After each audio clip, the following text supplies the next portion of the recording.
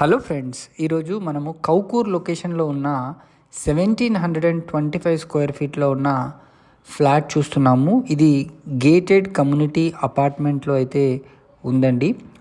Almost మనకు commercial రోడ్కే ఉంటుంది ఈ రెసిడెన్షియల్ అపార్ట్మెంట్ ఫ్లాట్. మనకు వెరీ రీజనబుల్ ప్రైజింగ్లో మనకు వీళ్ళు ఇస్తున్నారండి. దీనికి దగ్గరలో ఎన్నో గేటెడ్ కమ్యూనిటీ అపార్ట్మెంట్ ఫ్లాట్స్ని అయితే కన్స్ట్రక్షన్ చేయడం జరిగింది.